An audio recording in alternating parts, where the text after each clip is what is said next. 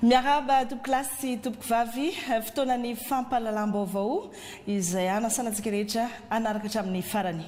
Manomboka misehoany marina ary efa misy fantatra ireo mpaniraka sy aty domikotrika ireny fanakorontanana saim-bahoaka mampiororo amin'ny alalan'ny alatr'olona sy von'olona ny sesy tao ao ireny. Raha nambaran'ny filohan'ny fanavaozana ny colonel Randrenirina Mikael.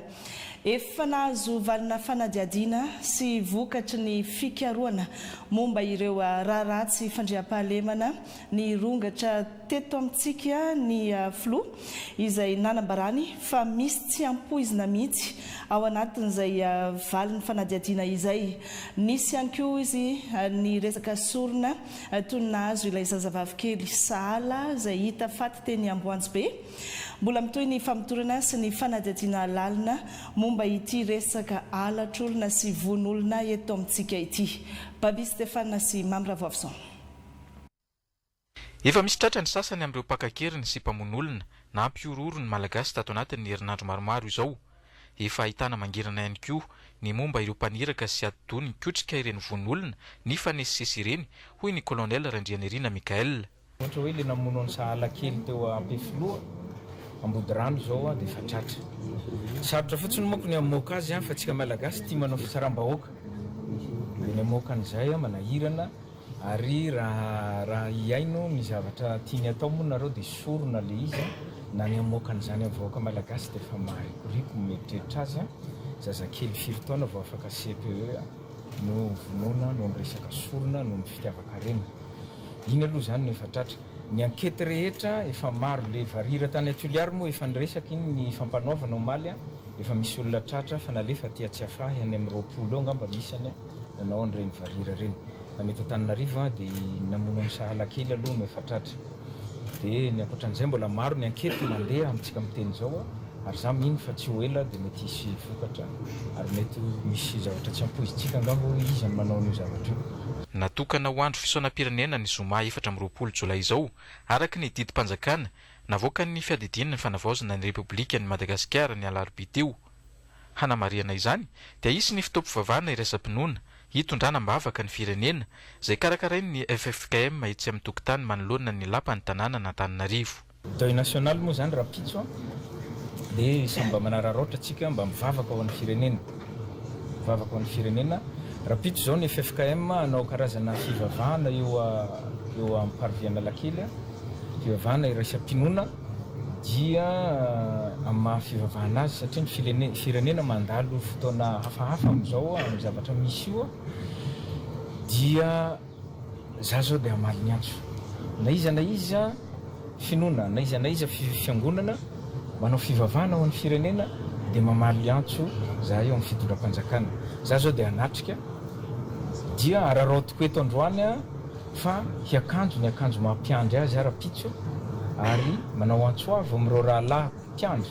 anabaviko mpiandry rehetra na fiangonana inona mba hanamafy handrakotra fotsy any Parvi Analakely satria ny fotsy dia lokony fahazavana fa tsy lokony aizina tsy akory. Araka ilay didim-panjakana moa dia andro tsy fiasana fa handraisaka rama ny zoma 20 Jolay izao. Anisan'ireo fepetra mifanaraka aminy kosa fa ahidina amin'ny atsasaky ny tsorakazo ny sainam-pirenena manerana ny tanin'ny Repoblikan'i Madagasikara. Voarara ny fety sy ny lanonana paibe maso rehetra ary akatona ny toerana rehetra fivarotana zava-pisotro misy alkôla. Araka ny efa natsidiky namana Babi Stéphane sy efa nambarany filohan'ny fanavaozana teo iny moa dia nampahafantarina ofisialy omaly fa tamin'ny alalan'ny didim-panjakana izany fa andro fisaonam-pirenena rampitso zoma 20 Jolay 2024 manerana ny tanin'ny Repoblikan'i Madagasikara ho fahatsiarovana ireo niaram-boina tamin'ny fakanakeriny sy famonoana olona izay natao nentina nanakorontanana ny fitoniana politika ny fanjakana malagasy. Olona 12 no nahiditra amponja vonjy maika raha antota taratasy fitoriana misa 10 no tonga teny anivon'ny fitsarana momba ny raharaha alatr'olona sy von'olona eto amintsika efa tafatsangana ny task force rehefa amperinasa hiady amin'ny fakana olona ankiriny sy ny fisolokiana amin'ny tambazotra antserasera manoloana ny fitombon'ireo tranga ireo eto Madagasikara amin'izao. Omalialina dia nanao fanambarana ny fitoeram-pibaikona miady amin'ny alajaza ny fahaverezan'olona sy ny von'olona etsy amin'ny komisaria Tsaralalàna miaraka amin'ireo mpikambana eo anivon'ny gouvernementa miantso fifanomezan-tanana amin'ny rehetra andravana aingana ity tambazotra n'olon-dratsy ity ka isy valisoa goavana omena ireo olona izay manome loharanom-baovao maro-potitra mahakasika izao raharaha izao. Keita Revilasy Rijarakoutson. Natratra 400 ireo olona very manerana nosy 570 no hita ka efa tavaverina na tokantranony 720 mbola karoana hatreto 4 no maty araka ny tatitra dia nisy ireo namony ainy vokatry ny sorona nisy ny arany valifaty namony tena nisy ny harany fanendahana na rahana vony sy ratra ny nina natao ary nisy ireo nanana disadisa ka nitsoka ny tokantranony izay miisa 12. Rehefa misy tranga toy ireny dia manaraka ho azy ny famotorana mba hahafantarana ny vaovao misimisy koa. Ka raha ny famotorana izay efa natomboka dia efa nisy olona 12 voasambotra ary efa nahiditra mponja vonjomaika. Tamin'ireo tranga 12 ireo dia nisy ny fakanan-keriny, nisy mitsy aza ireo izay namoy ny aina. Ao koa ny izay very fa mety nisy ny naliany ka niverina rehefa avy eo toy ny tranga tany Moromania araka ny tatitra voaray avy any toerana. Marina nefa fa indraindray dia tsy miverina manao fanambarana intsony ny fianakaviana ny laza fahaverezana rehefa hitany ny havany. Tsara mariany ihany koa fa efa nisy tranga toy izany tany aloha fa misy ny manaroatra amin'ny lalany compte fake. Noho ireo anton'ireo dia nanapa-kevitra ny fitondram-panjakana nanangana ny centre opérationnel na ivitoerana fibaikona hiadina amin'ny fahaverezan'olona mampiahiahy sy ny alajaza ahitana ny hery fiarovana sy filaminana ary ireo ratsa mangaka amin'ny ministera izay manohy ny famotorana nanomboka ny volana Jolay 2020. Rehefa nitsangana io toerana fibaikona hitadiavana fahaverezan'olona io dia nandray fepetra manaraka toy izao. Nahetsika ny hery fiarovana rehetra ary hitantsika ny ankamaroany eny an-dalambe na eny ny elakelan-trano aza mba hampitondrana ny fitoniana ary hanomezana antoka ny vahoaka malagasy ary koa entina handresena lahatra ny mpanao ratsy tsy hanao ratsy mba hiarovana ny vahoaka sy ny fananana. Nanovana antsoavy teto ihany koa ny olom-pirenena tsirairay mba hifanometanana amin'ny fanjakana ary hisy valisoa-goavana ho an'ireo manome loharanom-baovao maro-potitra. Hamafisina etona ihany koa fa hisy valisoa lehibe omena ireo izay manome vaovao maro-potitra mahakasika ity raha ty ka ahafahana mahita ary manambotra ary manakatra ireo izay nahavita io eloka mamohetra eto amin'ny firenena io. Noho izany miantso ny vahoaka malagasy ny fitondram-panjakana ho tony ka hatoky ny fepetra rehetra izay hapetraka entina hiadivana amin'izany. Afaka mantso ny larana maintso mahimaimpona 720 na 770 ireo izay mety hatranga hafahafa na anatona ny mpitandro filaminana akaiky azy indrindra na anatona ny nanivon'ny fokotany na eny amin'ny toby miaramila.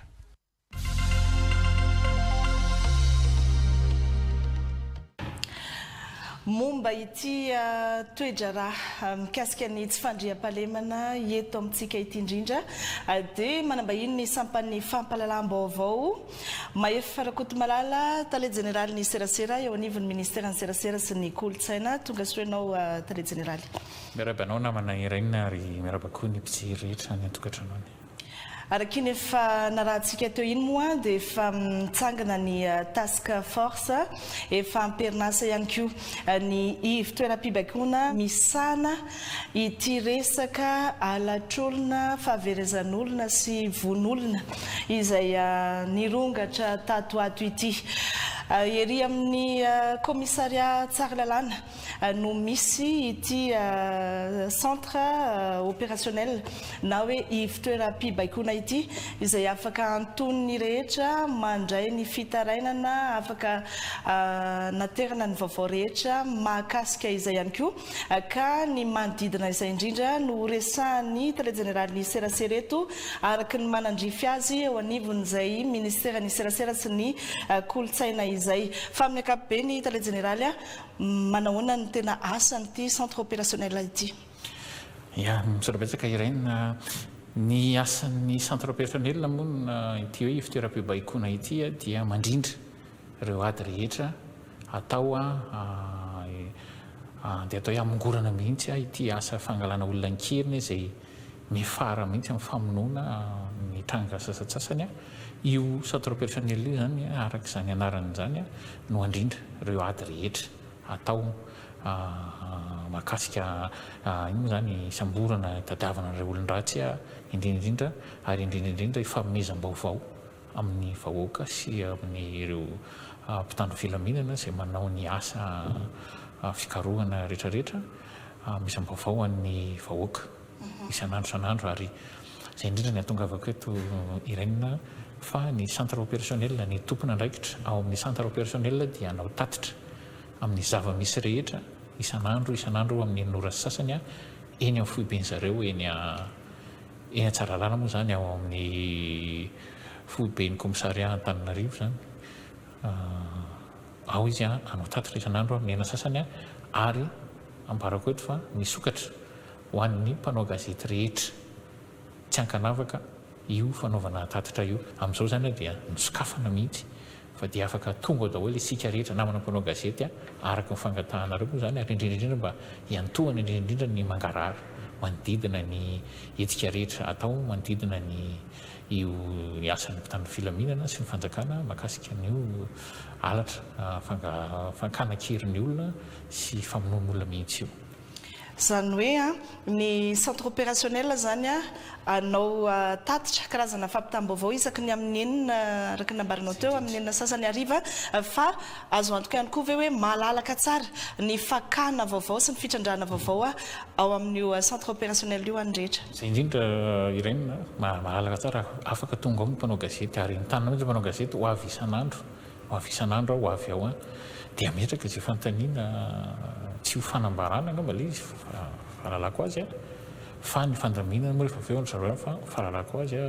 dia tsy fanambarana le izy fa afaka ametraka fanontaniana ny tsirairay satria tsy misy afenina ny manodidina n'io ny hetsika rehetra atao fanjakana hiadivana amin'io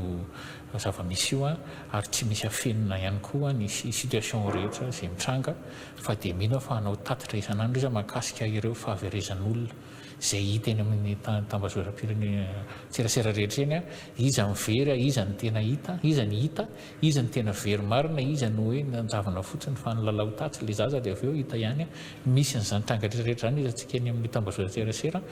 manao fanambarana ny avan'ireo olona fa very zany any avy eo izy tsy manao fanambarana rehefa hita le izy dia lasa misavorivory eny ny saina ny centre opérationnel zany dia anisan'ny ho afaka hamoaka ny mazava ho azy anao ny fanadiadiana aloha izy ka rehefa vita ny fanadiadiana dia afaka anao ny fanambarana izy mikasika ny tranga tsirairay rehetra hoe iza ny efa hita iza marina ny tena hoe nisy nakakiriny dia mivonoana tsy maintsy hivoaka hoe zany rehetrarehetra zany zay le tena hoe mangarara tsy misy afenina satria tsy manana tombotsoa hanafina ninina ny fanjakana ia mahazava be ny amin'izay ento ary ny antsoavy sy ny afatra farany ny tena antsoavy ary tena tonga avaketony rany ny iraina dia mitodika manokana amin'ireo aina manjery tsy miankina andao hiara entana andao ifanolo-tanana zay misaraka fasika zay mitambatra vato. Raha-pirenena izy ity ny firenetsika no voatotohina ny filaminana ny fiainam-bahoaka matahotra ny isan-tokantrano andefa nyjana mivoaka ny trano. Andao iara-entantsika miantso avy ireo tompona gazety, ireo taleha famoahana isan-tsokadiny, ny tony an-dahatsoratra, ireo rehetra tompona andraikitra any amin'ireo aina manjery tsy miankina na tele zany na radio na gazety atsoratra na anabaka, andeha mba hifanolo-tanana hizara ny vaovao. Za tsy miteny hoe ny vaovao ofisialy ihany fa andeha aloha mba zaraina ny vaovao ofisialy avy amin'ny ny fitoeram-pibaikoana ity, ny centre opérationnel, zay tena vaovao azo antoka ary efa voamarina ny vaovao andeha ataoko hoe farany, ny vaovao farany misy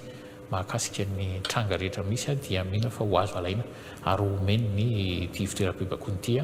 manasa antsika mba hiara-entana andao hiara-iady. Alao mba amirainy ampio ny mpanao gazety mba afaka mandrakotra isaky ny amin'ny enina sasany ny fanambarana ao amin'ny fitoeram-pibaikoana amin'ny centre opérationnel, ampio izy andeha andrakotra an'ilay izy dia alao mba halalaka koa ny fivoahan'ilay le vaovao any amin'ny fampalalam-baovao rehetrarehetra any fiangaviana moa ihany moa iny fa tsy faniriana hoy ny fitenin'ny ministra matetika izay mba miakataka tolo-tanana andao mahiara-iasa. Isy ihany ny taratasy ofisialy ho alefa amintsika rehetra, ho fanajana antsika rehetra, tompona andraikitra sy tompony manjery-tserasera rehetra tsy miankina dia isy ny taratasy ofisialy izay hozarainay moa rapitso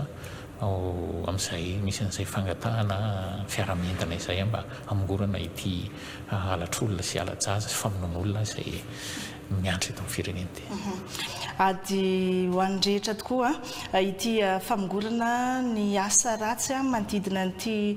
resaka alatr'olona fahaverezan'olona sy von'olona ity ary zony malagasy rehetra ihany koa amin'ny maha olom-pirenenantsika rehetra ny mahazo ny vaovao rehetra, ny vaovao marina, ny vaovao ofisialy manodidina azy ity avy amin'ny fitoeram-pibaikoana misarona manokana izay resaka tsy fandriam-pahalemana izay vao natsangana eto amintsika izay. Ankasitrarary ianao tale generaly ny vahiny teto amin'ny televiziona malagasy nitondra izay fanampanazavana sy tsara ho fantatra indrindra ho antsika mpanao gazety rehetra tsy ankanavaka izay.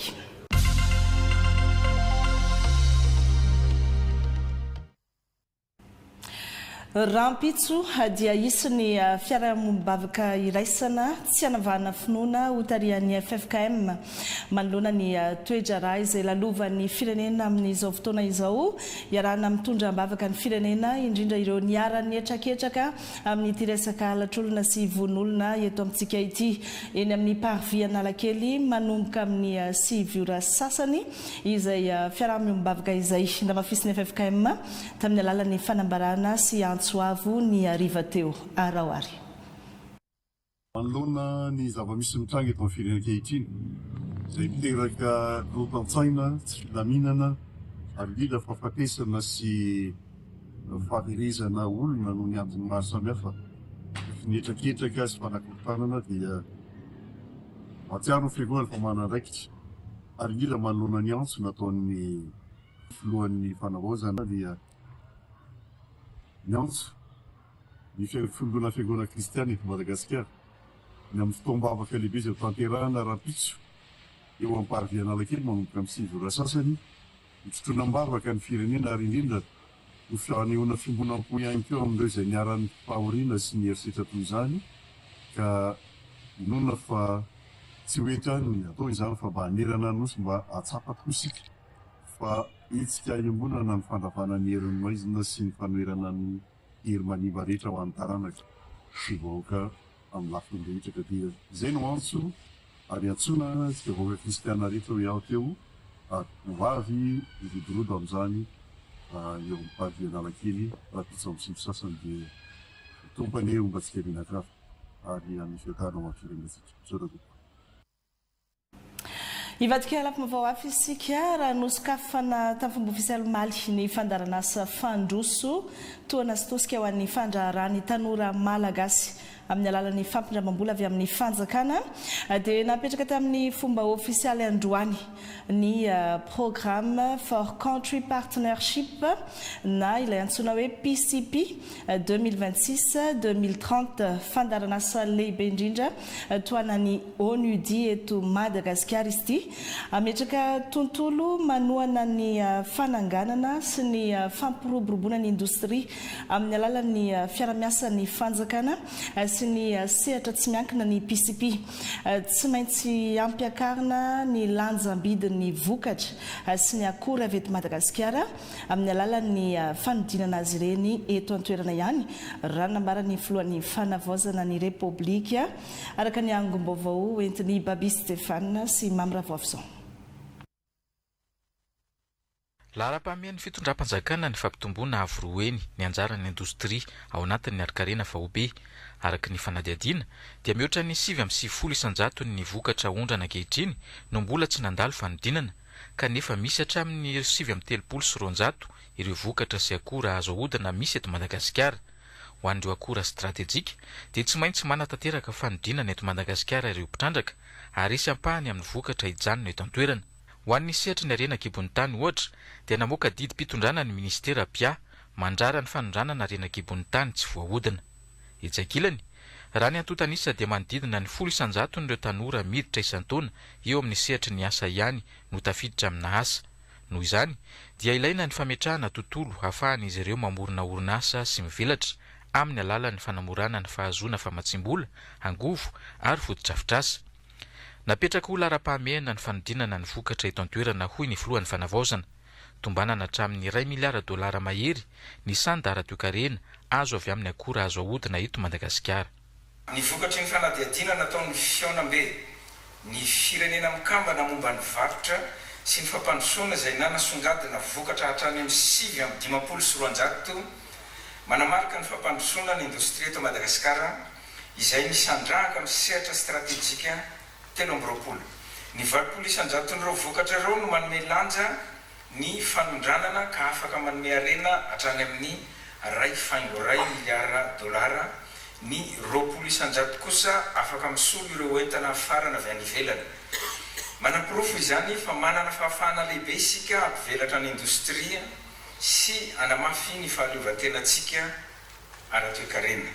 Dingana manatantara eo amin'ny fanavaozana ara-toekarena ny Madagasikara no iarahantsika manamarika androany. Dia ny fanomboana amin'ny fomba ofisialy ny fandahara-piaramiasa eo amin'ny firenena malagasy sy ny vondron'ny firenena mikambana misahana ny fampandrosoana ny indostria na ny ONUD taona 2024 ka hatramin'ny 2030. Amin'ny alalan'ity programa stratejika ity no amafisina ny rojo-pamokarana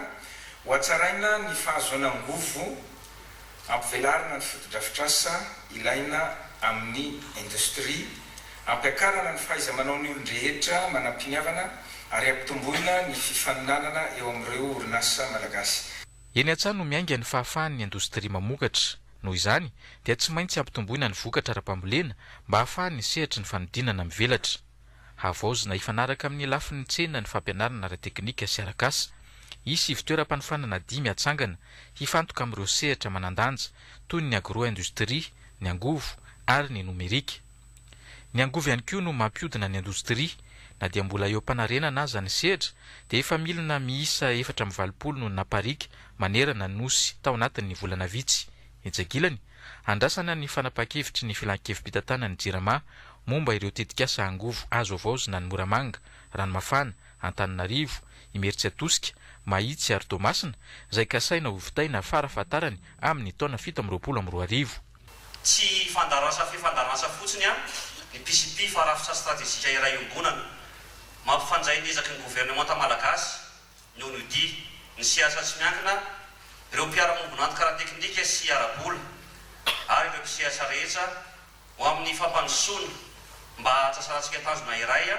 amin'izao fanavaozana izao dia ny fanaovana ny Madagasikara ho firenena mpamokatra, mpanodina ary manana industrialy mifaninana. Tombo-kilasy tombo-vavy ny fampirobonana indostria dia anisan'ny siasa lehibe iray amin'izao fanavaozana izao anaovantsika fanovana ny rafitsy ny toekarena eto Madagasikara ary indrindra ireo tanora malagasy izay afaka ho lasa hery manosika ho amin'ny famokarana ho an'ny fandrindrana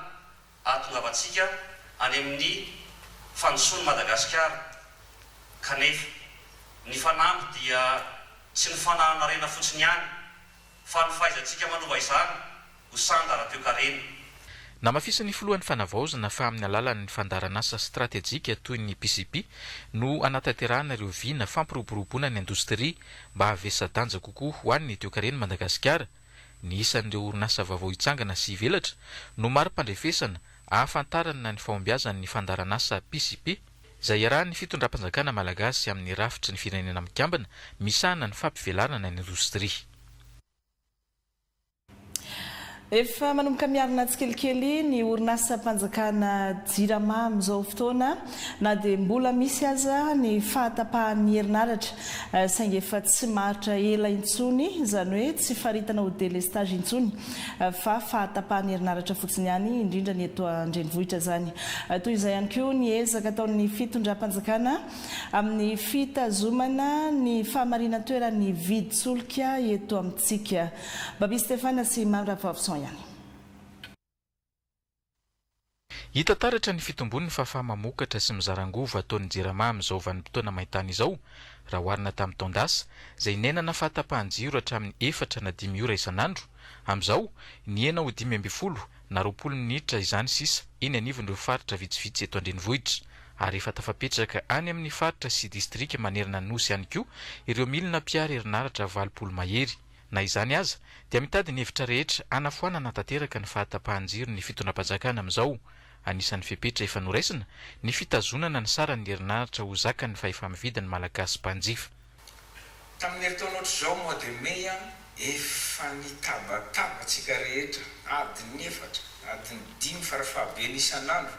ny ena araka ny fiainan'ny rano tany andekaleka tonga hatramin'ny adiny 3 isaky ny quartier ngamba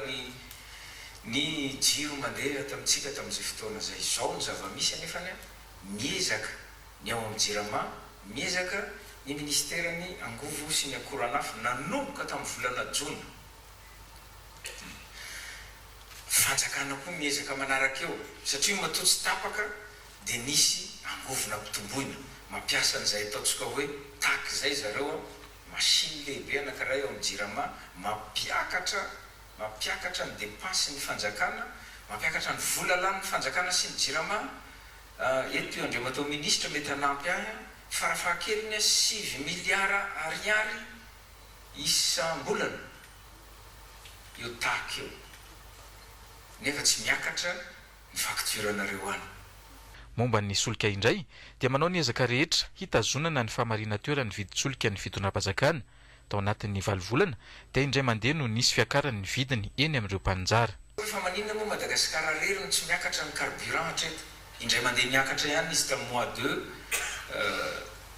mars 200 dia tsy miakatra intsony. Nefa ny firenena rehetra na etsy amin'ny Maurice eo akaikitsika eo nosy rahavavy dia mba manontany eo ny ohatrinona ny fiakaran'ny carburant eo. Mijery ny vahoaka malagasy zay satria fantatray fa tsy ho zaka ny vahoaka malagasy izany fiakarana zany dia miezaka mafy io gouvernement io mbola indreo atao ministra ihany koa moa zany voakasika zany zay ny tenenako azy eto manokana ny resaka tany amin'ny FMI miezaka mitady ny vola hanetsemana ny tsy fiakarana io noho ny fijerena ny vahoaka malagasy. Toy ny fanadihadiana parlementaire ataon'ny komisiona manokana eny anivon'ny antenimieram-pirenena momba ny orinasa Jirama hoentiny Natasha Asimbola sy Andra Jonarvao. Tompam-karana herinaratra miisa 520 no tantanan'ny orinasa tsy miankina raha 770 kosa no tantanan'ny orinasa Jirama mivantana. Raha ny fifanarahana napetraka dia ireo tompam-karana tantanan'ny tsy miankina no tokony hamokatra hatramin'ny 20 isanjaton'ny herinaratra ilain'ny vahoaka ary 20 isanjato ihany no anjaran'ireo tompam-karana tantanan'ny orinasa Jirama. Tsy izay anefa ny zava-misy satria manodidina ny 40 isanjaton'ny filana ihany no vokarin'ireo orinasa tsy miankina ka miteraka olana eo amin'ny famokarana herinaratra. fitombanana ho 10 miliara ariary isan-taona ny fanohanana arabola omeny ny fitondram-panjakana ny jirama amin'ny alalan'ny subvention noho ireo vesatra arabola ireo 90 miliara d'ariary isam-bolana ny vola miditra amin'ny jirama raha toa kosa 180 miliara d'ariary isam-bolana ny vola tsy maintsy lanin'ny jirama zany hoe sy ampy 90 miliara d'ariary isam-bolana zany a ny vola ampidiriny jirama rehefa atsika ao anatin'ny heritaona io atao fois 12 de manome 1000 miliara 80 zay a ny vola banga amin'ny jirama anatin'ny taona iray izay no mahatonga ny fitondram-panjakana malagasy tsy maintsy hameno 1000 miliara d'ariary isam-bolana zay atao subvention zavatra anankiroa ny tena mety mahatonga n'io sy fahampian'io eo ny fivarotana hoe avidy matiatoka zany mivarotra matiatoka ny jirama fa ny tena lehibe koa de ny hoe ny fitantanana tsy mahomby ny sikombakomba vokatry nateraky ny nanaovana ny contrat ny hialatra sy ny sisa raha ampitahina amin'io vola miditra 90 miliara d'ariary isam-bolana io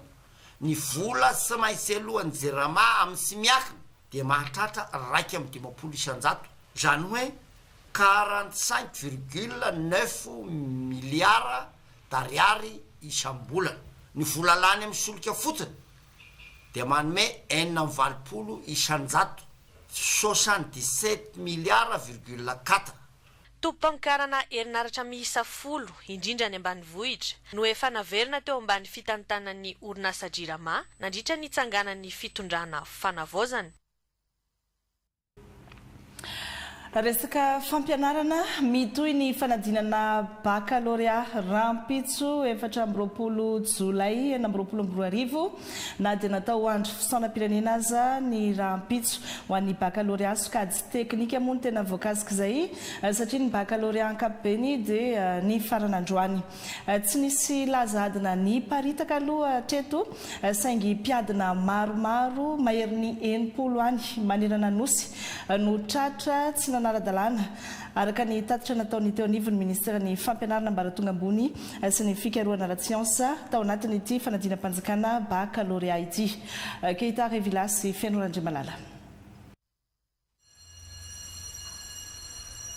Mbola maro ireo mpiadana no minihy tsy manara-dalàna raha tao anatin'ny efatrandro nanatanterahana ny fanadinana baccalauréat mandidona ny 90 ireo tratra nitondra finday anaty efitrano-panadinana izay voatery nandraisana fiapetra avy hatrany ary matetika ara dia tratra araka ny fomba fiteny hoe en flagrant délit nahitana ataontsika hoe zavatra tao anaty telefona nahitana lesona tao anaty telefona ary maro amin'ireny koa nahitana ataontsika hoe groupe zay miezaka manaosika amin'ny resaka fanadina reny ka mizara sujet sy ny valiny zany dia ireo rehetra seo dia nandraisana fiapetra avokoa amafisina fa maro ihany tokoa ireo ankizy zay tsy maintsy mitondra finday eny amin'ny manodidina ny fanaovana fanadinana fa zareo indray dia mety hoe omen'ny chef de centre satria tsy maintsy atson'ny fianakaviana ohatra dia atao anaty kitapo reny vonoiny reny omen'ny tompona andraikitra reny zany tsy raisina fiapetra fa reo eny amby enimpolo reo dia mafisina tena hoe tratra tanatina salle d'examen nandritra ny adina no natonga anazy tsy maintsy andraisana fiapetra akoatran'izay dia nisy koa ny mitondra ny ataontsika hoe montre connecté reny nahitana anankiroa akoatr'izay ny resaka fraude mahazatra ny fitondrana lesona amina potika taratasy kely anaty salle d'examen reny koa zany maromaro nahitana hatrany amin'ny 120 any dia ny zavatra hita hatreto dia ny fisina tambazotra nampanahosika zany raha itentsika ny amin'ny resaka telefona dia efa vao herinandro mialohan'ny fanadinana dia efa misy olona zany manangana groupe Facebook miezaka manangana olona mampandovola olona dia miditra ao anaty groupe dia milaza izy fa mahita sujet ny ataony nefany dia rehefa tapitra rehefa misokatra le fanadina voasara ny sujet dia le miezaka mitondra ny téléphone ao anatina salle d'examen dia maka sary dia manaparitaka an'ireny dia misy avy aty ivelany ny tsara dia mizara ny valiny tantaratra izy io tamina centre hafa dia mitohy ny fanadihadiana mahakasika an'izay nahitana trangana substitution na fisolona toeran'olona manala fanadinana ihany koa ireo fitoeram-panadinana maromaro fa tamin'ity zany le fisina fisolotoerana zany hoe olona zay manao fanadinana dia mandefa olona hafa izy dia nisy tany avaratra nisy tany tia bongolava ty zao vao nisy vao vetivety ary isaorana ny mpiara-miasa satria dia manana mpiara-monantoka ministera ny ministerany na zareo amin'ny filaminam-bahoaka zany na ny amin'ny atitany sy ny fitondraam-pahefana fa tena mandray andraikitra zany reny so tena mpanjakana eny fotony reny misy am'ireo zao nefa niakatra fitsarana ary efa nandraisina didim-pitsarana mihitsy ary ny am'le hoe olona ny solotoerana dia enjena le ny solotoerana fa enjena koa le nampanolo io zany zavatra anankiray tena hoe misy ary any tanàna antsika hoe mba hitandrina marina fa mitoram-pito zoma 7 Jolay 2024 ny fanadinana baccalauréat na dia natokany ny fanjakana ho andro fisoanam-pirenena izany atranga nisy sy niavaka kely tamin'ity baccalauréat ity moa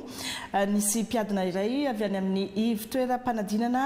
ao amin'ny distrikany Miandry Vazo any amin'ny faritra Menabe iny no terabao androany maraina tamin'ny iray ora maraina ary mbola navita niatrika ny famaranana ny fanadinana baccalauréat ho an'ny sokajy ankapobeny izy tamin'ity andro farany androany alakamisy ity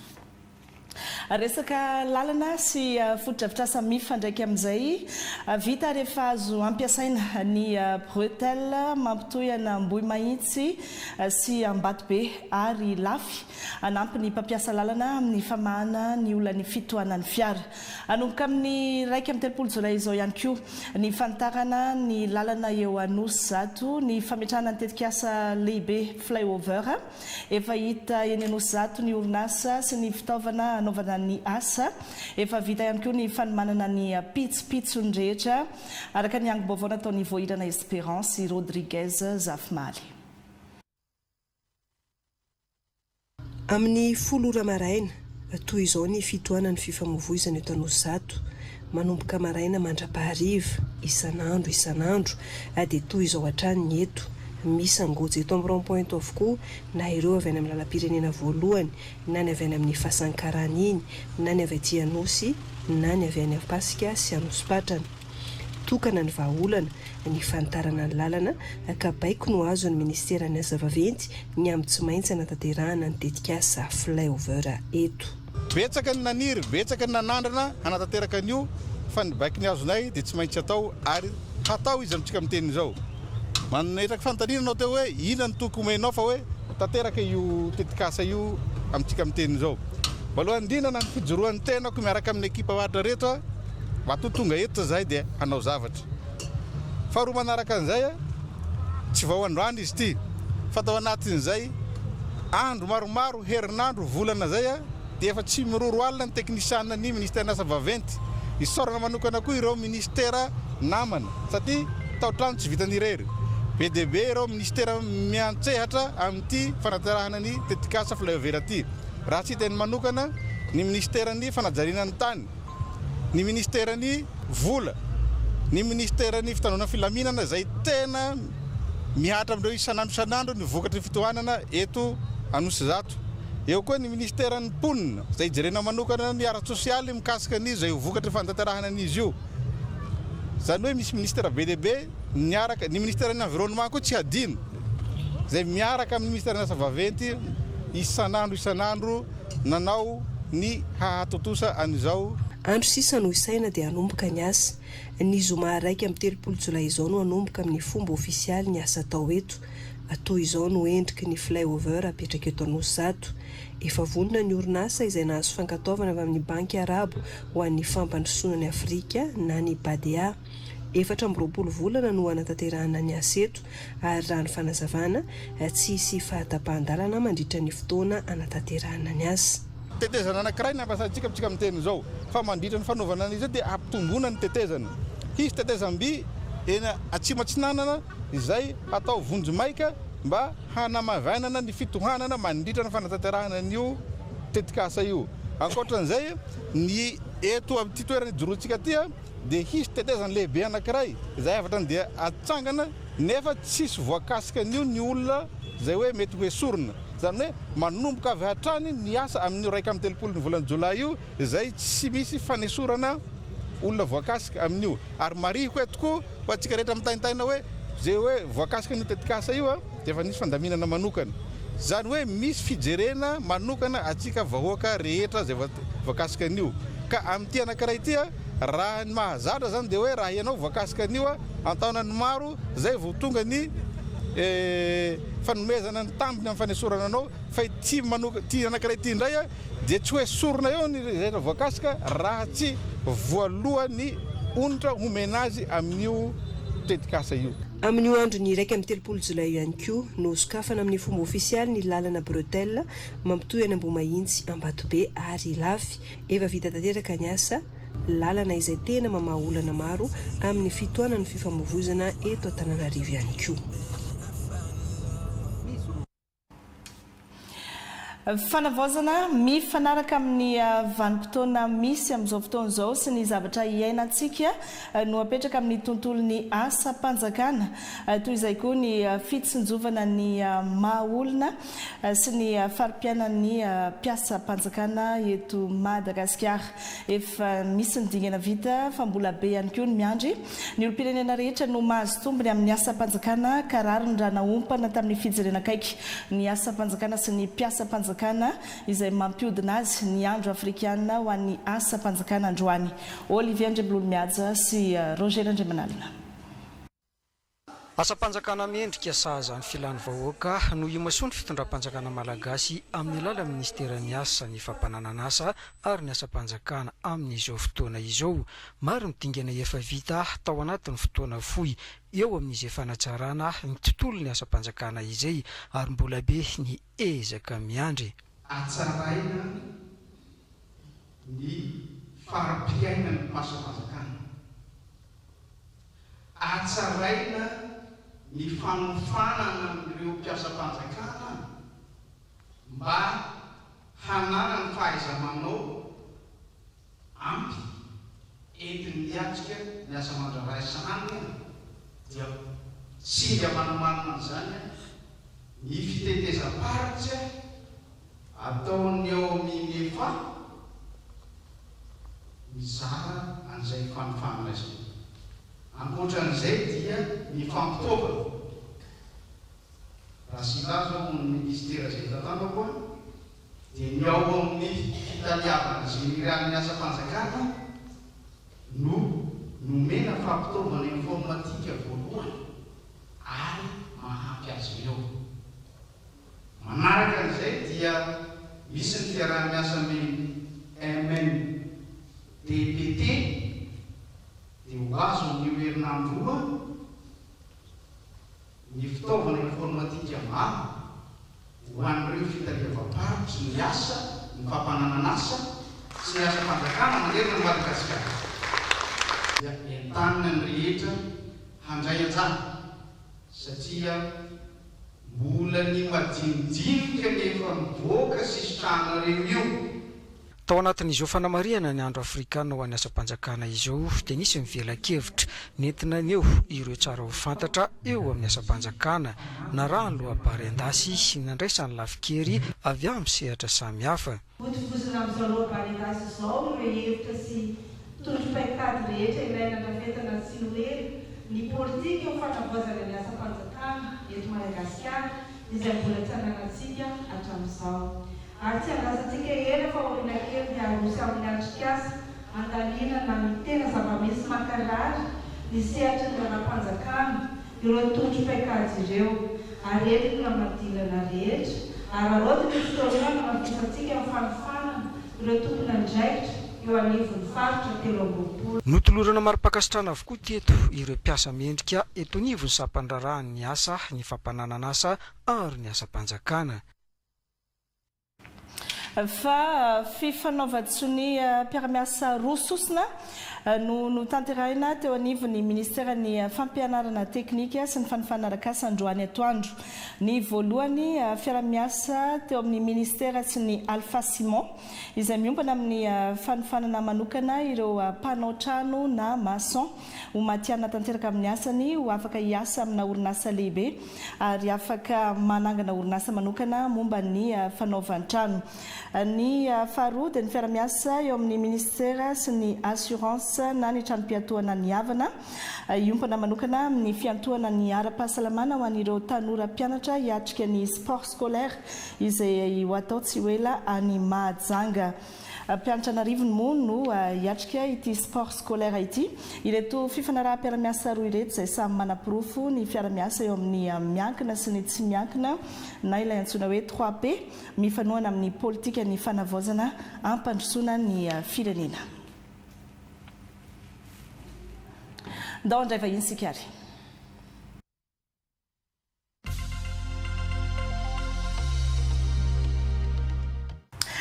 Eny ary andray vahinsika ato anatin'ny fampahalalam-baovao ry zareo avy eo anivon'ny ministera ny tanora sy ny fanatanjahantena ny avy ato amin'ny ankavanana ato Ratrimo Aja de Rantsoa taream-pandrindra ny hetsika fikambanan'ny tanora. Ny avy ato amin'ny ankaviako kosa Solofitiana Anjarasoa Antriniala mpikambana eo anivon'ny komity mpikarakara ny fikaonan-doham-pirenen'ny tanora. Mazava ho azy zany fa ny resaka fikaonan-doham-pirenen'ny tanora no resahantsika miaraka amin'ny reto fahiny reto. Miarabanareo mianadahy tonga soa eto amin'ny fampahalalam-baovao avy hatrany angamba Natalia dia apetrako aminao fanontaniana hoe aiza ho aiza zany zao ny toy an'ity fikaonan-doham-pirenen'ny tanora ity satria fa elaela ihany izy ity raha tsy diso tany amin'ny volana aprily tanoany no nanomboka. Ya misaotra betsaka ny Irène miaraba ny mpiaino sy mpanaraka ny televisiona malagasy miaraba indrindrandrindra ny tanora manerana ny Madagasikara. Fikaonan-doham-pirenen'ny tanora aiza ho aiza tokoa zany izy amin'izao fotoana izao amin'ny fa 8 ary 1 Jolay sy ny voalohan'ny volana o zao taorian'ny fakan-kevitra sy ny fikaonan-doha-paritra rehetra izay natao nanomboka tamin'ny iny volana avrily lancement na ny hoe fanokafana tamin'ny fomba ofisialy izay natrehan'ny filohan'ny fanavaozana ny repoblika teny amin'ny CCI-Vato dia iveriny amin'ny CCI-Vato indray zany anangona ireo hevitra rehetra izay azo tany amin'ny faritra ary ifampidinika ireo tanora ireo manerana ny faritra mandritra n'io 3 andro io ao anatin'izay dia hamoaka fehi-kevitra anankiray zareo na fehi-kevitra maromaro amin'ireo loha-hevitra izay ny fampidinihana manerana faritra dia izay no zavatra toyany ilay fikaonan-doha hoe aiza ho aiza amin'ny fa 7 30 ary ny fa 1 ny volana Jolay izao zany Irène eny amin'ny CCI-Vato ary ny voalohan'ny volana o dia ho avy eto ireo tanora manerana ny faritra solotena avy amin'ny fikambanana samihafa hiara-idinika sy hanao adi-hevitra satria tena fikaonan-doham-pirenena famaranana mihitsy ilay izy dia ao anatin'izay zany no amoahana ny fehi-kevitra avy any amin'ny tanora samihafa manerana ny Madagasikara. Zany hoe fa vita zany ilay fitetezam-paritra ohatranao navy ny vita isaky ny faritra 7 ve ny nataonareo sa nidina tamin'ny distrika sa nidina tamin'ny commune? Ya tao anatin'ilay dingana izay narana tao anatin'ity fikaonan-doham-pirenen'ny tanora ity dia nanapa-kevitra ny komity nasionaly sy ny komity régionaly any amin'ny faritra satria misy komity régionaly dia nidina tany amin'ny commune avy any amin'ny commune zany ireo aloha ny tratra teo amin'ny nivon'ny commune fa nisy olo tena niakatra avy any amin'ny fokotany dia teo amin'ny commune dia niakatra tany amin'ny distrika dia tonga teo amin'ny faritra fikaonan-doham-paritra ary zao tsika zany ilay hevitra avy any amin'ny faritra rehefa voangona dia hoentina any amin'ny CCI-Vato dia any ireo solotenareo ifampidinika satria misy hevitra samihafa izay tsy mitovy ny hevitra samihafa izay mety mitovitovy fa mila arindrany zareo dia any amin'io fa 7 30 ary ny fa 1 ny volana Jolay io no anaovany zareo an'izay fehi-kevitra iraisan'ny tanora manerana Madagasikara zay. Anjarasoa Antriniala afa-po ve nareo amin'ny maha tanoranao manokana tao anatin'izay fakan-kevitra ny tety faritra zay ny oentina amin'ny fokonan-doham-pirenena io ve tena noenona tokoa ve ilay tanora tany amin'ny faritra sa sao dia zavatra efa voaomana no entinareo amin'io? Ny tompoko mamerina ny arabantsika rehetra any atokantrano any raha ny tenako manokana moa zany amin'ny mampikambana anao anatin'ny komity mpikarakara ny fikonan-doham-pirenen'ny tanora dia afaka manome toky atsika tanora rehetra manerana ny nosy fa ny hevitrintsika izay nangonina manerana ny faritra 420 dia tsy nisy latsaka, tsy nisy novaina fa tena ireny hevitra rehetra nangonina ireny zany no entintsika mandritra ny famaranana ny fikonan-doham-pirenen'ny tanora io dia eo tsika no hiady hevitra hoe iza le hevitra mety amintsika iza amin'ireny hevitra rehetra marobe izay nangonina manerana ny nosy ireny satria arak'izay tenin'ny talenta eo izay dia marobe ny hevitra tsy mitovy ary ny hevitra rehetra izay nalaina nefa tsy hoe nisy nanalana akory fa eo mihitsy tsika no andinika azy hoe iza marina ary izany le tena vahaolana mety amintsika tanora. Manitikitika kely anahy antony ala hoe inona no mety hoe hevitra niraisan'ny tanora tamin'ny ankapobeny atao anatin'ny fankakevitra natao tany amin'ny faritra? Le izy moa zany hatreto mbola tsy tena nisy hoe fandinihana be hoe iza ny hevitra mitovy iza no hevitra tsy mitovy nefa ny tao anatin'izay efa nisy any ny asa natao zany hoe mba akambana amina document anankiray zany ny hevitra rehetra nangonina manerana ny faritra mba hampamoramora n'le ady hevitra rehefa tonga le famaranana ny fikonan-doham-pirenen'ny tanora izay. Dia ao anatin'izay nefa misy ny loha-hevitra maromaro moa zany izay nitondrana n'le fakana ny hevitra dia marobe mihitsy ny hevitra izay navoaka ny tanora ary arak'izay ny teneniko izay hoe tsy mitovy daholo ny hevitra rehetra manerana ny faritra 420 dia izay indrindra no antony famaranana io hoe eo mihitsy izany no anambatra sy hijery hoe iza amin'ireny hevitra be dia be ireny ary izany le tena hotazomina izay hevitra hoe tena hitondra vahaolana amin'ny fiainan'ny tanora eto Madagasikara. Iza ve Taleno afaka andray anjara indray amin'io hetsika fikonan-doham-pirenena atao amin'ny faran'ny volana io dia manahoana ny aorian'izay inona ny ifandraisan'ny hevitra voaravina amin'io sy ny amin'ny fikonan-doham-pirenena izay karakaraina amin'ny aorianao izay erahana amin'ny FFKM? Ny tanora aloha izay nandray anjara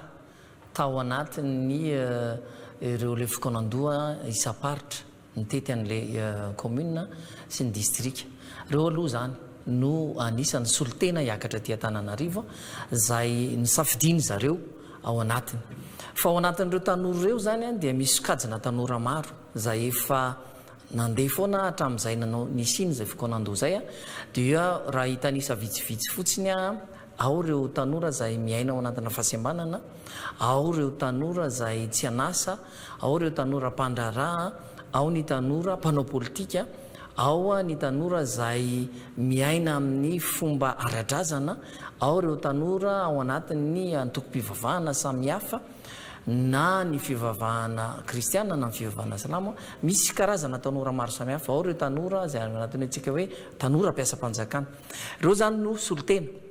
izay efa nanao ny fikonan-doha tany amin'ny faritra samihafa ihany. Ny antony dia amafisiko an'izay dia satria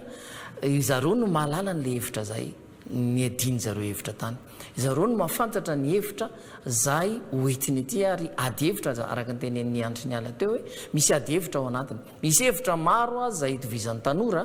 amin'ny manerana Madagasikara fa misy zavatra sasatsasany kosa izay tsy mona mampitovy hevitra azy dia ao ny tsy maintsy anaovana n'ilay fikonan-doha ahafahantsika zany mamoaka ilay hevitry ny tanora hoe inona marina ary reo etaetan'ny tanora taoriana n'ilay hetsika rehetrarehetra samihafa izay nataontsika nataon'ny tanora tao anatin'ireny hetsika samihafa natonga an'izao fanavaozan'izao dia miandry an'izay zany tsika hoe inona ilay hevitra hoavoakan'ny tanora amin'ireo lohahevitra araka ny voalaza teo hoe misy lohahevitra maromaro raha ohatra tsy hitanisa fotsiny lohahevitra ara-politika, ny fitantanana, ara-panjakana, ao koa ny ara-piaramonina samihafa, ny ara-tsosialy, ny ara-tontolo iainana. Zany ady hevitra andresahana daholo nandritra amin'ny faritra, tany amin'ny faritra. Dikan'izay zany dia isy zavatra izay ivoaka araka ireny lohahevitra ireny mifandraika amin'izay hevitra tian'ny tanora ho tanterahana, anatsarana no avin'ny tanora araka ny voalaza teo sy indrindra anatsarana ny fanavaozana eto amin'ny firenena. Ahoana ny ampiarana an'izay rehefa avy eo hoentina maka izay ihany koa izay hevitra voaravina izay? zay adihevitra zay a zay fanontaniana zay a dia miaingy amin'ny adihevitra zay tranga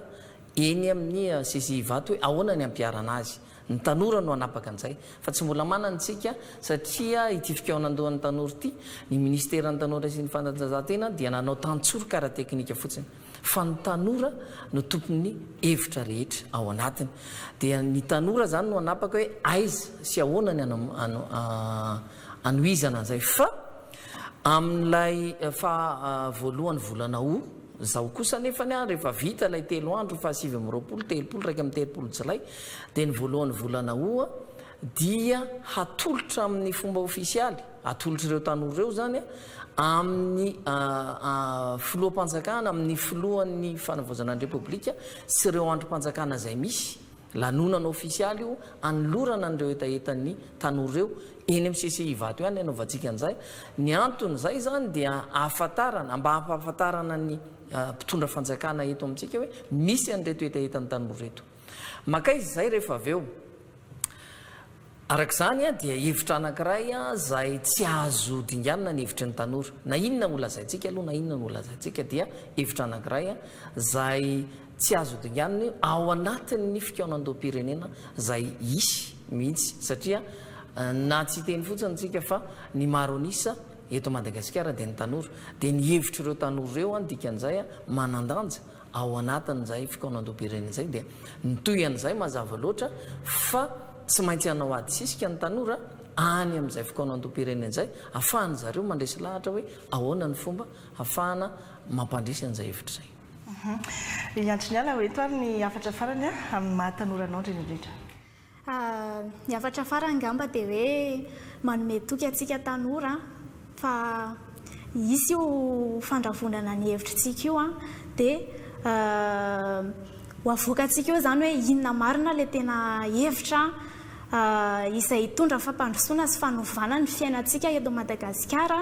dia ny tanora avy any amin'ny faritra moa zany efa vonona daholo hiakatra eto Antananarivo hamarana an'io fikaonandoham-pirenen'ny tanora io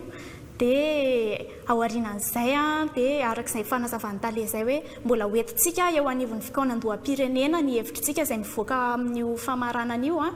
dia any zany tsika mbola nao fitakiana indray hoe ireto no zavatra tadiavin'ny tanora dia ireto no anatsarana ny fiainan'ny tanora. Eny arak'izany ianareo mianadary tonga tato anatin'ny fampahalalam-baovao dia mirarisoa anareo eo anivon'ny ministeran'ny tanora sy ny fanatanjahantena dia mirarisoa ihany koa amin'ity fikaonandoham-pirenen'ny tanora ity. Veloma toko.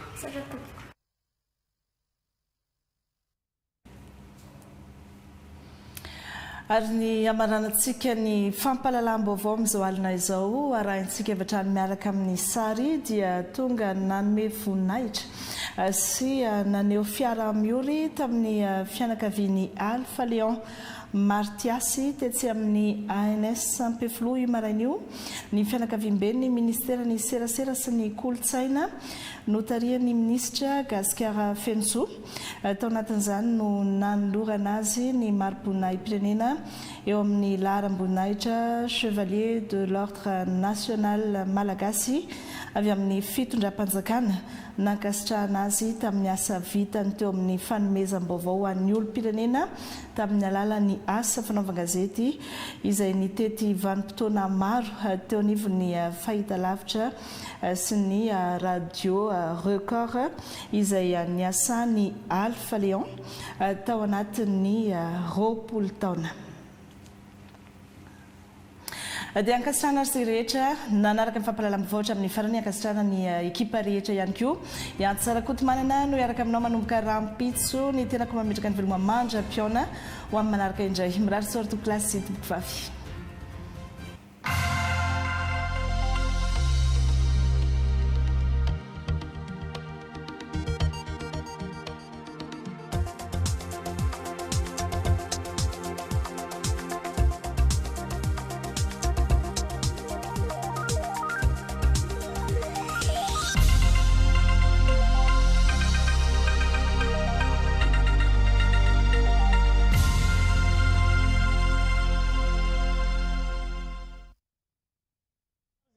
Tsy minjo fa misy